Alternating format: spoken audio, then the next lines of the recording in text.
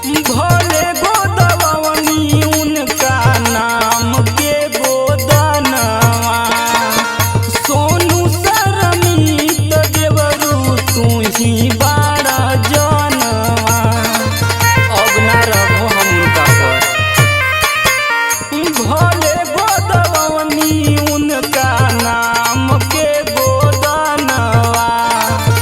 सोनू सरमीत देवरू तू ही बाड़ा जनवा। अनु पहलवान से अब पीछा मोर छोड़ावा हो। अरे पीछा मोर छोड़ावा हो।